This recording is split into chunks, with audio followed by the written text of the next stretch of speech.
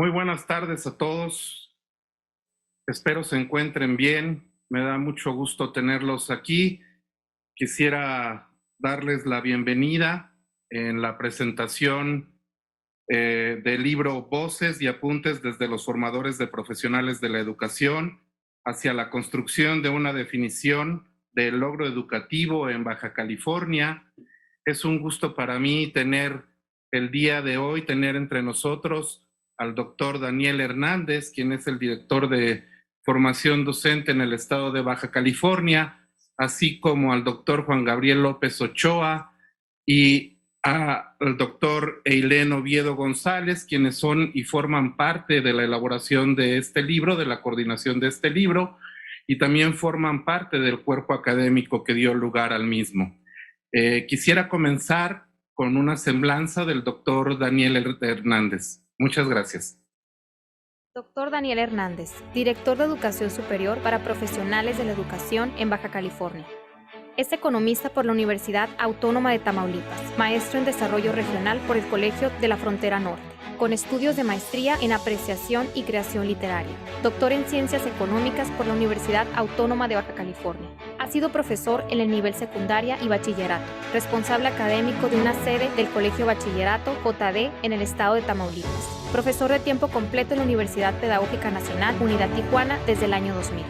Evaluador externo en el proceso de certificación de competencias docentes para la educación media superior. Sinodal del Ceneval en el proceso de evaluación para la acreditación de los conocimientos y habilidades de la licenciatura en educación preescolar. Contó con el reconocimiento PRODEP de perfil deseable. Ha contado con nombramiento como investigador SNI 1 del Sistema Nacional de Investigadores. Ha sido profesor en diferentes instituciones de educación superior. Realizó una estancia de investigación en el COLEG. Ha impartido talleres y diplomados sobre evaluación, investigación y redacción de textos académicos. Es miembro de la Red de Sistemas Territoriales y Agencia, Conocimiento y Capacidades para el Desarrollo.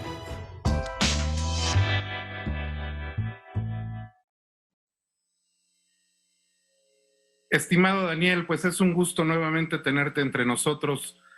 gran amigo, y la verdad es que sin más quisiera dar lugar a que nos platicaras un poco más del libro, por favor. Adelante, muchas gracias. Bien, buenas tardes. Muchísimas gracias, licenciado Isaac Salazar. Agradezco a los organizadores, al licenciado Abraham Sánchez, al maestro Francisco Antonio Cepeda Ruiz, rector del Centro Regional de Formación Profesional Docente de Sonora, y por supuesto a todos y a todas quienes hicieron posible este cuarto Congreso de Investigación sobre Educación Normal. Muchísimas gracias a todos ellos por darnos la oportunidad de poder dialogar con la comunidad normalista en México. Pues para mí es un honor realmente poder presentarles este libro denominado Voces y Apuntes desde los formadores de profesionales de la educación hacia la construcción de una definición del logro educativo en Baja California. Los autores son 23 autores que conformaron 9 capítulos, todos ellos profesores de instituciones formadoras profesionales de la educación y por supuesto miembros de la Red Normalista de Investigación Educativa en el estado de Baja California. El libro dio lugar, se derivó de un taller que se llevó a cabo aquí en el estado de Baja California, que denominamos la formación de una comunidad de investigación y el logro educativo desde las escuelas normales del estado, conducido por el Cuerpo Académico de Políticas, Formación y Actualización en los Centros Escolares de la Universidad Pedagógica Nacional, y me acompañan los coordinadores y miembros del cuerpo académico, el doctor Juan Gabriel López Ochoa y la doctora Eilén Oviedo. Aquel taller se sostenía de una premisa básica que al mismo tiempo que se sugería como un contraargumento, recuperaba ese ideal freiriano que concibe a la educación como una práctica de libertad. En palabras de Muñoz Gaviria, esta pretensión significaría reivindicar la tradición crítica que permite desprender lo educativo de la lógica reproductiva y, por supuesto, excluyente, y en este sentido hemos venido proponiendo desde este cuerpo académico alternativas que permitan configurar prácticas socioeducativas que sean tendientes a la formación de sujetos capaces de establecer una distancia con sus realidades históricas y agenciar desde ahí renovadas praxis transformadoras, particularmente avanzando por las sendas de la investigación básica y, por supuesto, e investigación aplicada. En este marco, como todos sabemos, hemos sido testigos de reformas constitucionales en materia educativa que han señalado como principios rectores el desarrollo armónico de las facultades del ser humano, el fomento al amor a la patria, el respeto a los derechos humanos, la conciencia internacional, así como la independencia y la justicia. Todo ello, con ello se ha pretendido también garantizar el máximo logro de los aprendizajes, con énfasis en lo que le denominaban la calidad de la educación obligatoria. Y en este sentido, el discurso de la calidad, tal como se diseñó, se diseminó y exportó desde prácticas estructuradas y reguladas hacia la construcción de políticas educativas, provocó un consenso generalizado, y a pesar de asentarse en premisas cuestionables que constituyeron una asociación isomórfica entre la educación y la eficiencia económica, y eso también significó, insistimos en ello, que durante mucho tiempo se consideraba una osadía estar en contra de esas premisas eficientistas que sostenían a los indicadores de calidad y que dieron paso a procesos evaluatorios, muchos de ellos excluyentes. En esta administración federal se modificaron algunos de estos preceptos, algunos de estos elementos, se incorporaron otros, los que ahora giran alrededor del principio de excelencia. De esta manera pasamos de la calidad a la excelencia, refiriéndome con esto, como ustedes bien lo saben, a la reciente reforma que la calidad se sostiene en la equidad, pero se particularizaron elementos o se incluyeron elementos como la universalidad, la gratuidad, la integralidad y la práctica democrática como elementos constitutivos de la educación que ofrece el Estado mexicano. Esto a la letra de la publicación de la reforma en el 2019.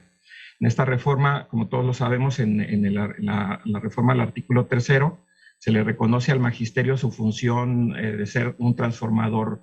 social. Y para cumplir con esos preceptos y esta responsabilidad, se establece el derecho que tienen los maestros para recibir actualización y formación continua. Y para atender el mandato, el Estado mexicano se compromete a fortalecer las instituciones públicas de formación docente de manera especial, eso lo sabemos muy bien, a las escuelas normales. Es cierto que no con pocas dificultades y sin presunciones, por lo que voy a decir, quienes formamos parte del normalismo hacia allá hemos estado dirigiendo nuestras acciones y tomando algunas decisiones. Entonces, a partir de estas reformas y de frente a un escenario regional heterogéneo y ante las divergencias sociales, políticas y culturales que han sido, que sabemos muy bien, desatendidas por décadas, existe unanimidad respecto a la necesidad de promover la formación de ciudadanos capaces de participar en la construcción de una mejor sociedad, seres conscientes de su papel en el desarrollo, mujeres y hombres equilibrados social y afectivamente, y todos ellos, por supuesto, respetuosos de su entorno. Estas tareas, como sabemos muy bien, son bastante complejas, sobre todo porque desde la lógica de la denominada, perdón por el término, racionalidad instrumental, que se ha venido impulsando desde estructuras supranacionales, se ha venido privilegiando lo que también se le conoce como la racionalidad experta, la especializada o la tecnocrática. Y parafraseando a un filósofo por ahí, Emanuel Wallerstein, este tipo de racionalidad, esta racionalidad tecnocrática, se presenta como una versión más avanzada del racionalismo moderno, convirtiéndose en una especie de avatar del darwinismo social, ¿no?, en palabras de Wallerstein, y alejándose así y hasta rechazando cualquier expresión de razón emancipatoria, arrastrando o encubriendo así la trascendental tarea de la escuela y sus funciones, y en esa expresión y prácticas de racionalismo moderno o instrumental. En palabras de otro teórico que conocemos muy bien, Carlos Alberto Torres, él dice que la crisis en la que estamos instalados es de tal magnitud que requiere por parte de todos repensar la educación en perspectiva utópica, es decir, como un sueño posible, partiendo de evaluar nuestro papel, en este caso como sujetos pedagógicos. Sin embargo, está muy claro que a pesar de estas condiciones recurrentes, muchas instituciones y por supuesto muchos actores han asumido el reto no solo ahora, sino desde hace mucho tiempo, alumbrados por los anhelos de una educación emancipatoria. alimentando así principios como la repolitización, la participación, la concienciación, las acciones culturales y por supuesto las acciones afirmativas. Y en esta especie de crisol de una narrativa que no pretende, como decía Amartya Sen, como dice Amartya Sen, ser una retórica vacía, sino coincidente con la epistemología freiriana en la que coincidimos los miembros de este cuerpo académico, se busca recuperar los puentes entre la teoría y la praxis. Así, en los propios términos de Freire, el hartazgo, la denuncia y la esperanza sirven o deben servir como pilares desde donde se ofrezcan alternativas y experiencias que hagan otro mundo posible. Así, las instituciones de educación superior coinciden en que la formación y la profesionalización de cuadros que respondan a las condiciones y requerimientos normativos de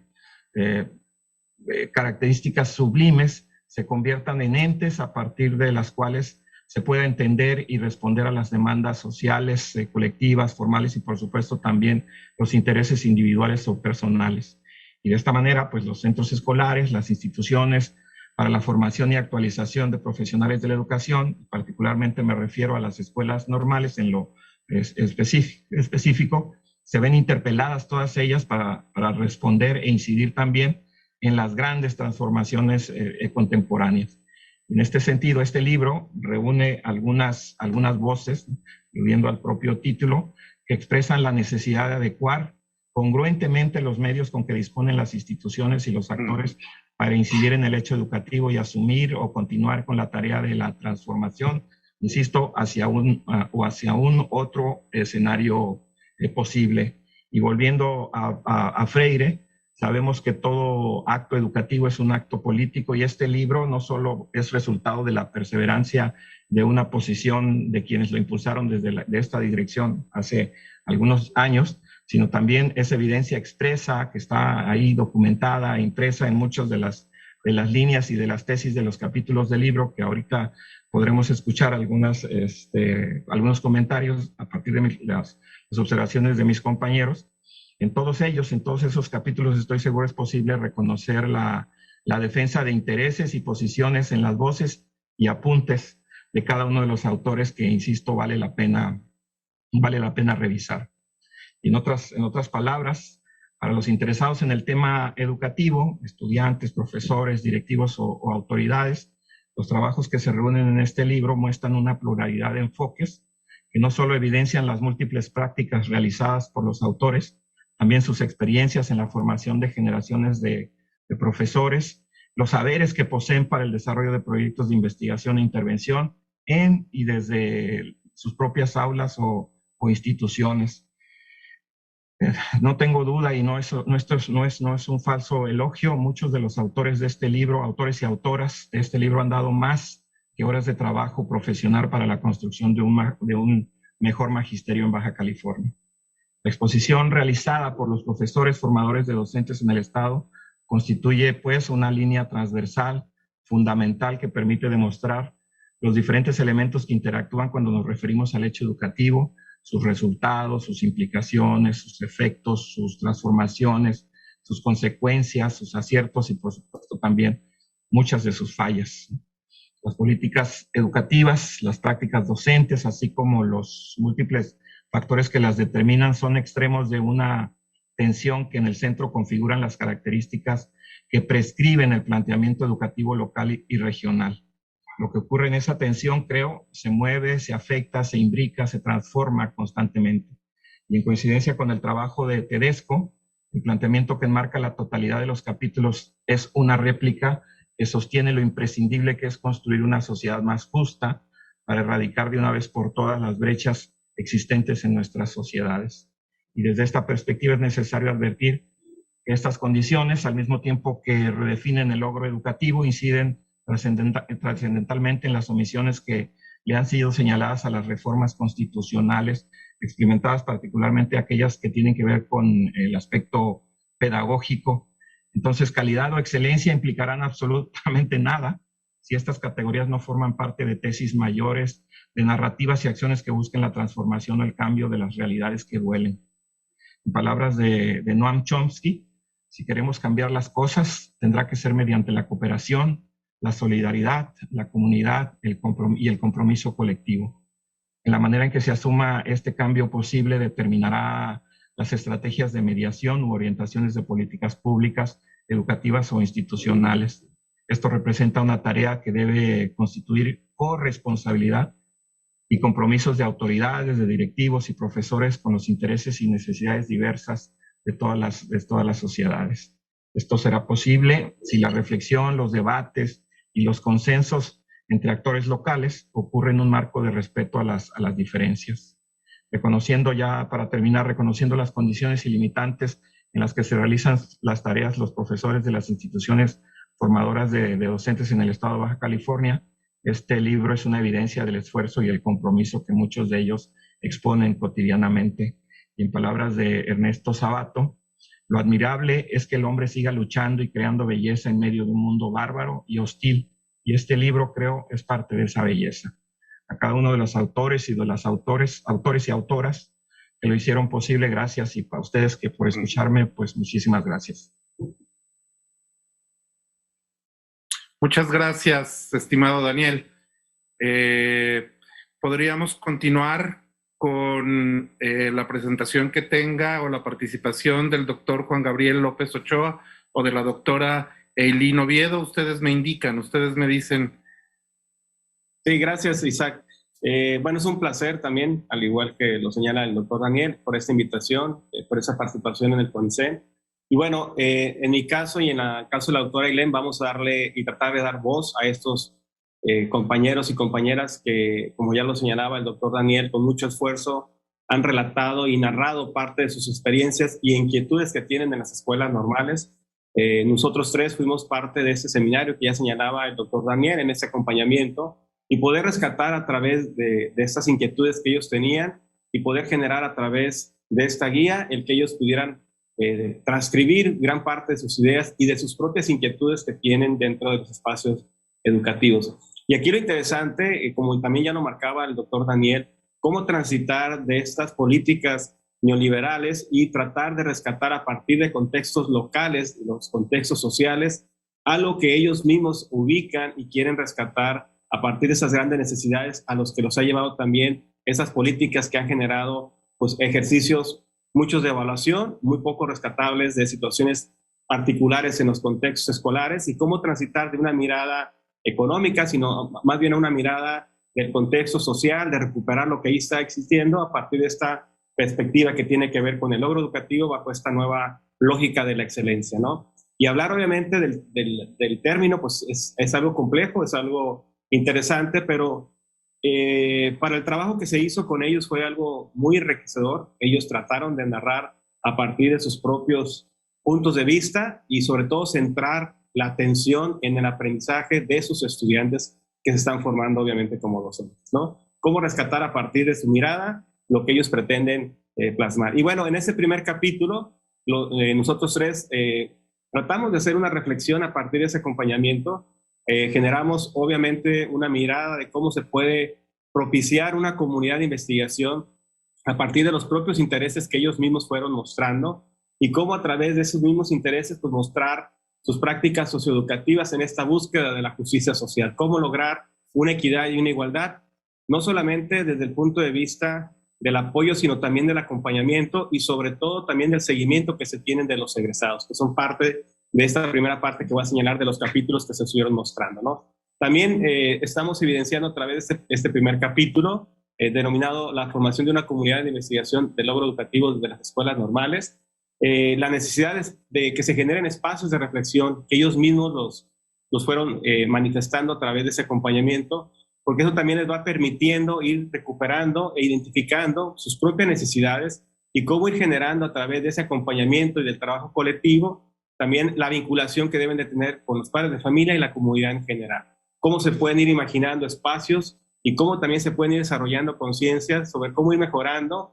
y gestando a través de sus propios contextos y desde el mismo involucramiento de ellos esa conciencia del mismo entorno. Cómo el entorno es un elemento fundamental para las propias prácticas que se generan dentro de las escuelas normales. ¿Cuál es el reto? ¿Y fue el reto a partir de esto? Bueno, generar espacios más inclusivos donde la práctica docente tenga espacios de reflexión desde una perspectiva obviamente más crítica y que permita obviamente reflexionar el contexto y generar cambios dentro de los procesos educativos que se gestan al interior de las escuelas normales. Eso también ayudó y coadyuvó a que ellos mismos generaran inquietudes de formar esos cuerpos académicos que son tan necesarios en las escuelas de educación superior, en particular en las escuelas normales del Estado. Y bueno, también se muestra en este mismo apartado todo el proceso que se puede seguir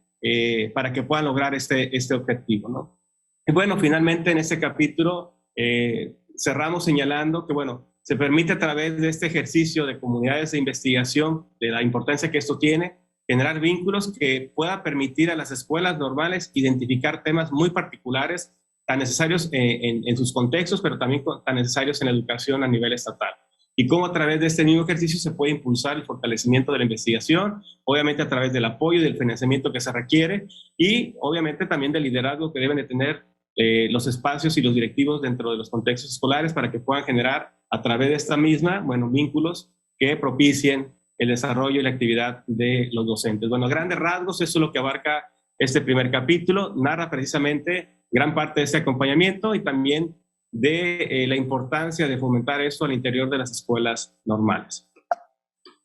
En el segundo capítulo, que se denomina las trayectorias escolares de los estudiantes de licenciatura en educación preescolar y primaria, que es un estudio orientado al logro educativo y que, bueno, lo escriben tres compañeros,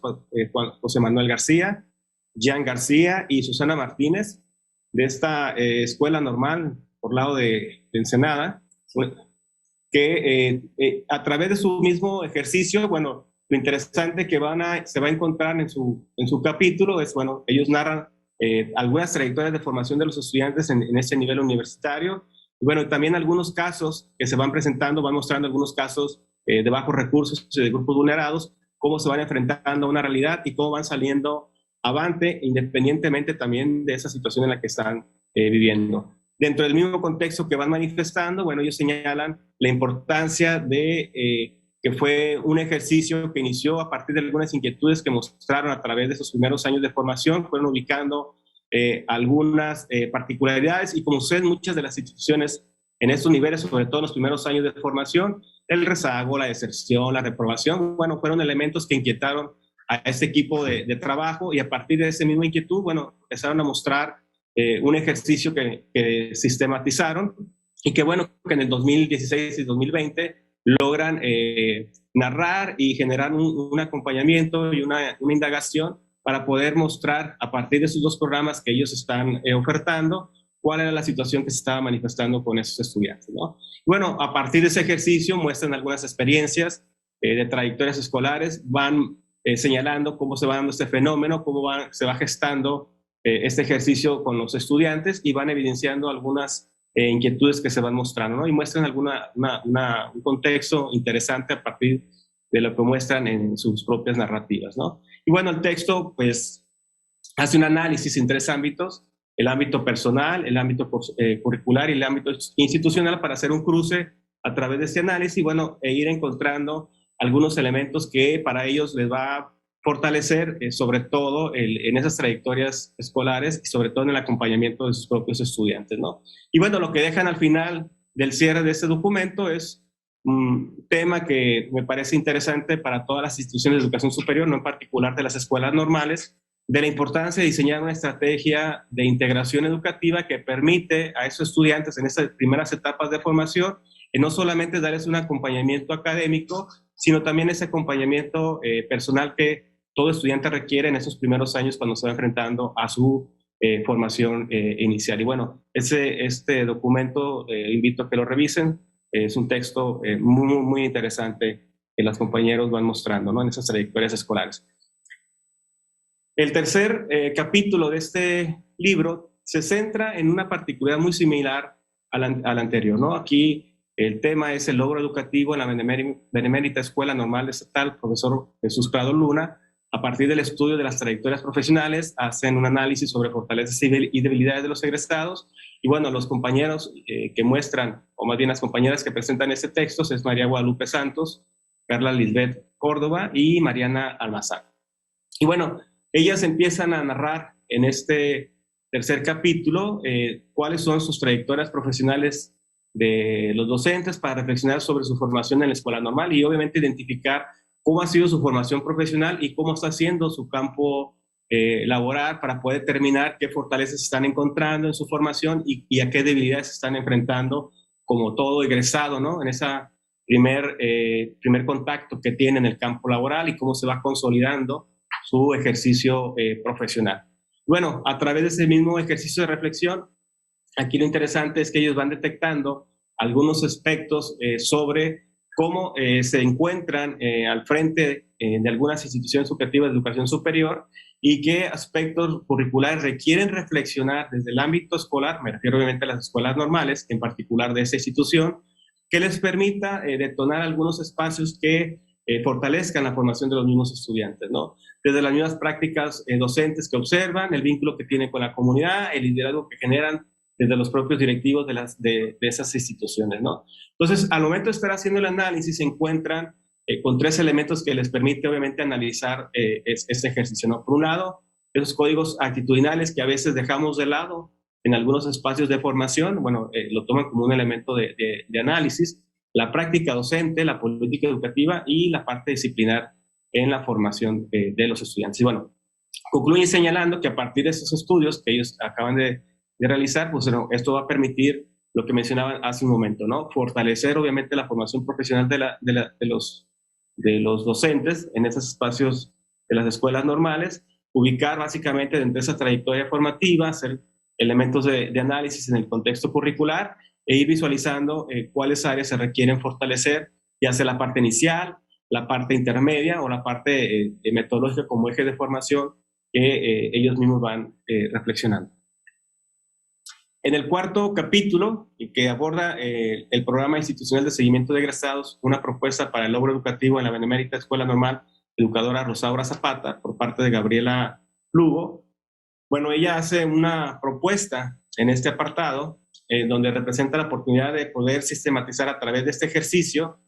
todo lo que tenga que ver con el seguimiento de egresados. Y eso obviamente va a permitir hacer un análisis sobre esos procesos de reflexión que tienen al interior y, bueno, realizar algunos proyectos de investigación e intervención que puedan fortalecer, por un lado, la identidad institucional y, por otro lado, el acompañamiento también de los egresados. Hace una propuesta sobre cómo analizar y sistematizar este proceso de seguimiento a través de un tema que ellos han venido trabajando en su propia escuela, que se llama la formación académica y desempeño profesional de los egresados en la Escuela Benemérita, Normal de la Licenciatura en Educación Preescolar que concluyó en el 2014 y hacen un análisis a través de esa primera experiencia y eso les ha permitido, obviamente, instrumentar y sistematizar un proyecto que les permita darle seguimiento a los egresados. Y también, obviamente, ven a través del mismo ejercicio que eso les facilite la toma de decisiones para poder ir fortaleciendo, como ya lo señalaba también, su propia formación. Los ámbitos que ellos reconocen para fortalecer a través de esta reflexión son los ámbitos institucionales administrativos, los ámbitos metodológicos y sobre todo el ámbito de la investigación educativa. Son las 3 áreas que a partir del análisis que ya se señalaba, ellos recuperan y son a los que obviamente requieren tener cierta intervención dentro del ámbito institucional. Asimismo, bueno, han establecido en el 2016 ese programa y a través de este periodo ha quedado como un ejercicio importante dentro de la misma institución porque ellos ven, obviamente, en el campo donde se están desenvolviendo, son elementos de parámetro para poder estar analizando su propio contexto. Y en el capítulo 5, este capítulo aborda el proceso de interacción y comunicación en el aula y su relación con el logro educativo en Baja California, un acto educativo y de relación educativa que lo escribe la compañera María Angélica Pérez, Eduardo Hoyos, Efraín Monreal Gastelum y Manuel Gastelum Cañas. Bueno, en este 5 capítulo, lo que tratan de demostrar como papel fundamental es el papel que juega el profesor como un enlace dentro del análisis sobre la comunicación, la interacción y las competencias didácticas en el trabajo colaborativo y la responsabilidad profesional y el uso de la tecnología y la información y la comunicación. Este análisis que ellos vienen haciendo, la intención es poder hacer una relación interesante entre lo que se está generando como análisis y formación del propio profesor y las interacciones que se van generando a través del acompañamiento y sobre todo las habilidades que van desarrollando esos estudiantes próximos docentes sobre la formación que están adquiriendo. Y bueno, a partir de este ejercicio, el reto que ellos se proponen en este capítulo es lograr a partir de estas investigaciones redefinir el rol del docente en donde se centre más el proceso educativo en el estudiante, porque están obviamente observando ciertas retóricas de ejercicios y de procesos educativos que requieren ser reflexionados, repensados, para que finalmente se logre la finalidad de lo que se pretende, como lo señalaba en algún momento, ¿no? ¿Cómo darle al logro educativo? Pues tiene que ser a través de una reflexión, tanto de las prácticas docentes, el análisis de la misma práctica docente, la implementación del currículum, la vinculación que se tiene con el contexto, para que se logre finalmente la finalidad de esta institución. Y bueno, finalmente concluyen señalando que un elemento fundamental es que el docente tenga una visión holística, integral, que no sea un ejercicio solamente en el espacio áulico, sino que se vea cómo el contexto puede estar permeando su propia formación y cómo a partir de esta reflexión esto vaya generando una emancipación de los mismos estudiantes para que los vayan vinculando precisamente a este escenario en que en algún momento van a ejercer la docencia. Bueno, a grandes rasgos, esos son los 5 primeros capítulos que un servidor les va a expresar y espero haberle dado voz de manera muy puntual a cada uno de los compañeros que participaron dentro de este proceso y que, bueno, están plasmados estos 5 capítulos en este texto. Le cedo la palabra a la doctora Eileen. Muchas gracias. Bueno, precisamente el siguiente capítulo habla sobre las experiencias de movilidad académica en una escuela normal experimental, que en este caso es la escuela,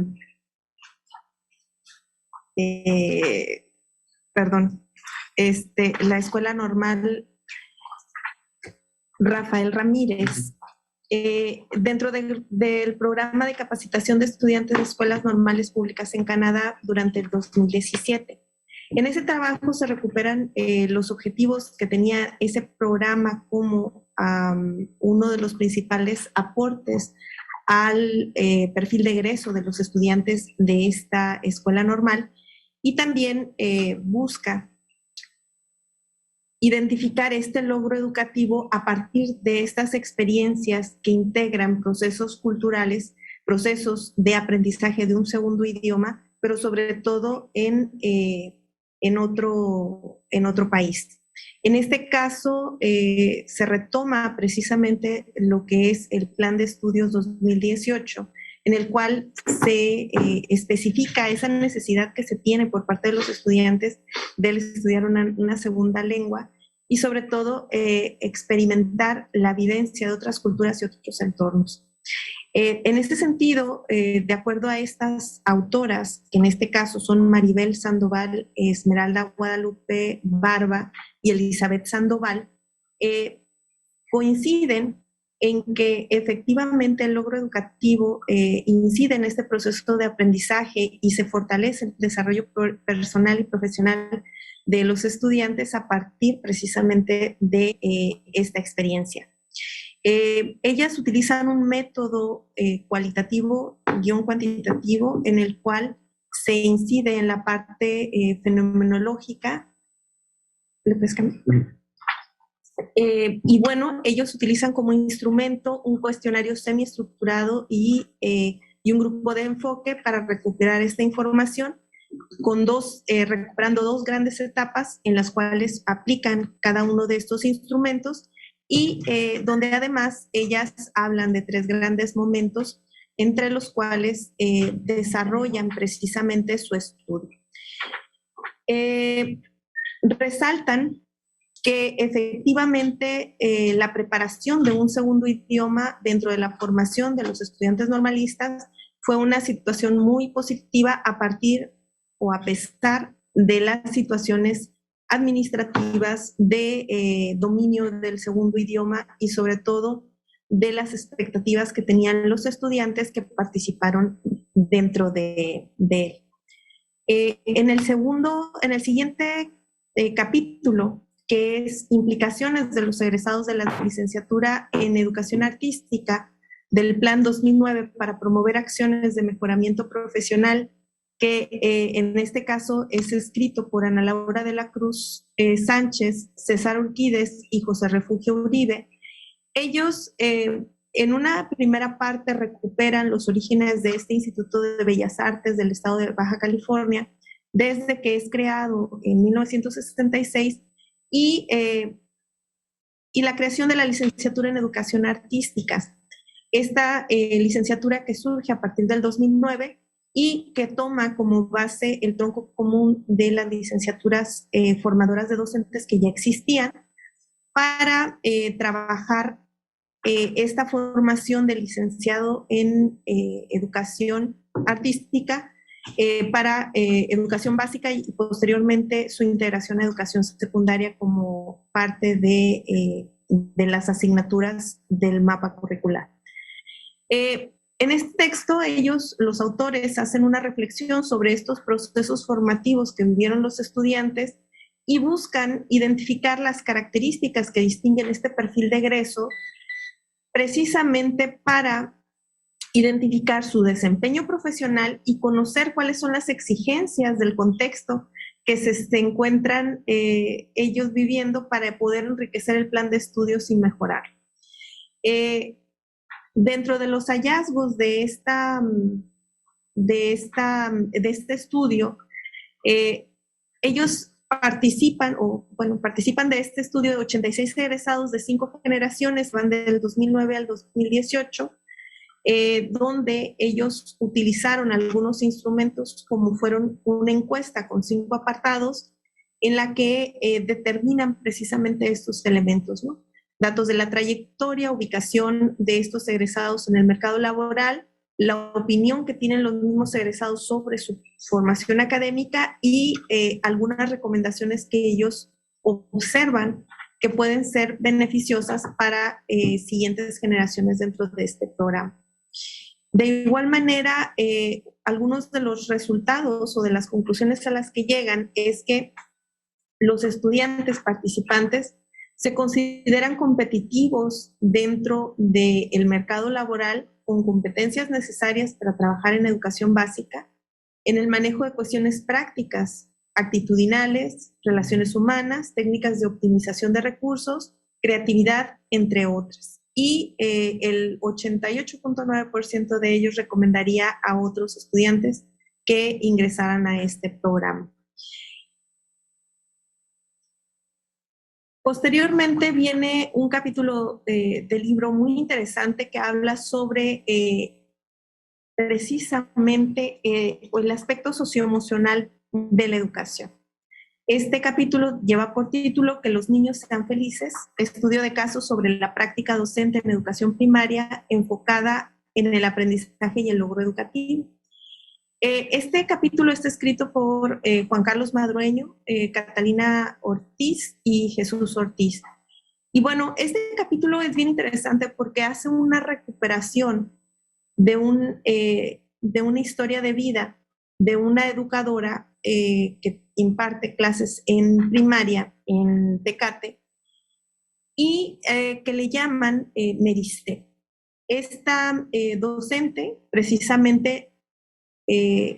nos habla o nos hace reflexionar sobre esta importancia de construir espacios con ambientes de seguridad emocional, felicidad en el aula como elementos esenciales para promover buenos aprendizajes, para que se desarrollen de buena manera aspectos académicos. Es decir, toman en cuenta la diversidad que tenemos dentro de las aulas, aspectos como la inclusión educativa, la convivencia escolar sana, y bueno, hace referencia a este enfoque humanista de desarrollo positivo y construccionista que tiene esta docente en particular. Reflexionan en torno a diferentes experiencias que les comenta Maricé. Este capítulo del libro tiene como propósito, tiene como objeto de recolección de información unas entrevistas a profundidad realizadas en 3 momentos diferentes y con diferentes actores. Es un método cualitativo y realmente nos relata esta historia de vida de la docente Maricé, a quien le llaman la docente que ayuda a los niños. Nuestro siguiente capítulo es la habilitación del perfil docente del formador de la licenciatura de inclusión educativa para obtener el logro educativo. Este capítulo es el último, más no el menos importante del libro.